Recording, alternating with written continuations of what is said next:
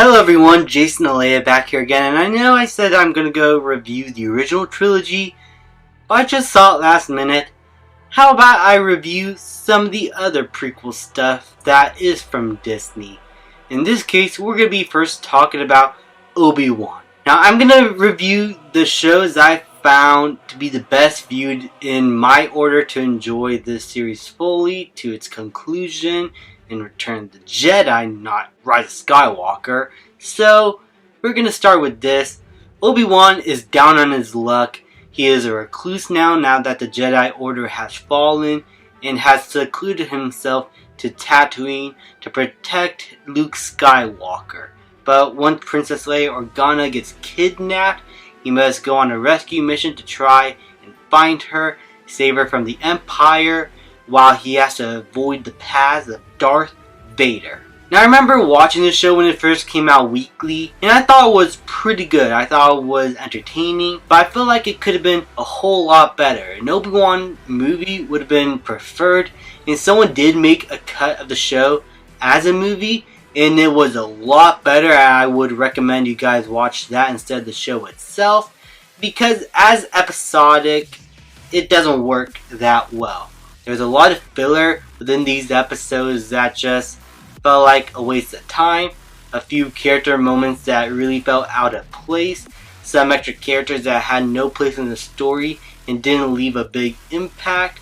And I felt like it just overwhelmed itself. And the production value also suffered greatly because of that. Because of a cheaper budget, definitely somehow, this show just felt pretty empty in terms of its production value. While there are a few cool locations to have battles in, and some of the lightsaber fights are pretty cool, I felt like this show was lacking so much. And as a movie, it would have been a lot better paced.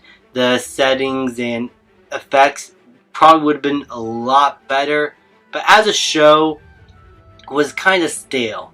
But what I really liked about the show was Obi-Wan and Darth Vader and their portrayals here. Obi-Wan is definitely secluded. He is still pretty down from what happened in the prequels. And he is still trying to find himself within this new part of his life. Now trying to protect Luke Skywalker.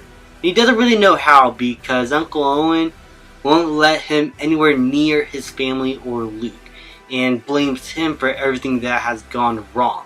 And this creates a lot of tension between these two characters, and Obi-Wan needs to try and find himself once again. Which leads us to the relationship that he has with Leia Organa as he goes on this rescue and escort mission to try and get her away from the Empire, because they need her for some reason, and it's honestly quite forgettable. There's also this Inquisitor character that is after Leia and is the main antagonist in a way. But the real star and villain of the show is Darth Vader. Everything with this character is pitch perfect Darth Vader, and is what I wanted to see from Disney's Star Wars. Darth Vader, and the way he was portrayed here, was perfect.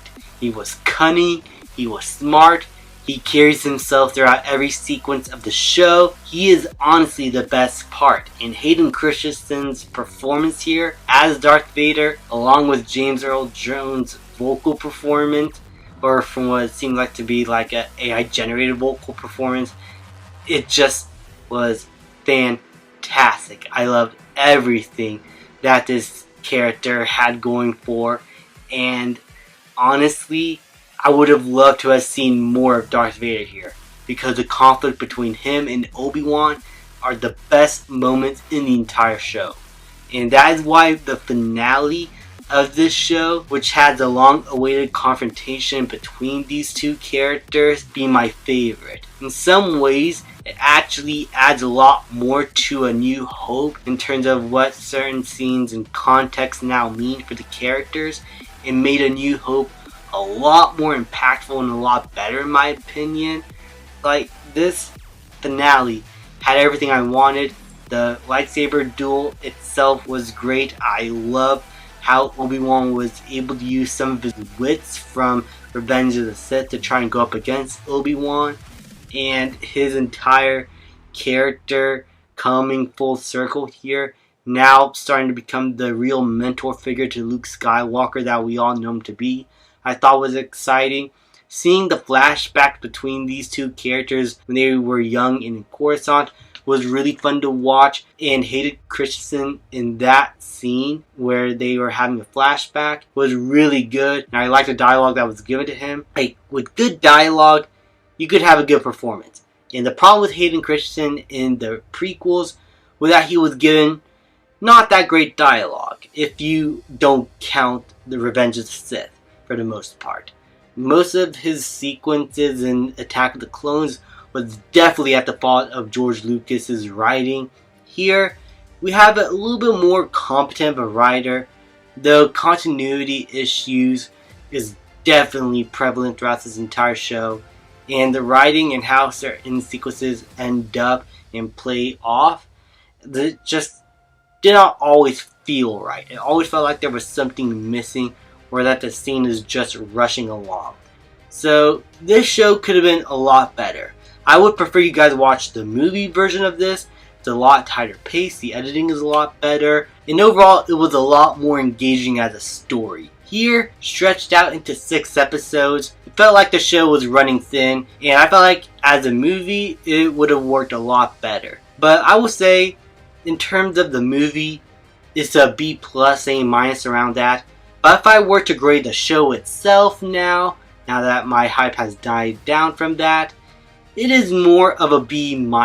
It is right around the same level as Phantom Menace. It has a lot of problems, but I feel like the pros outweigh the cons in my opinion.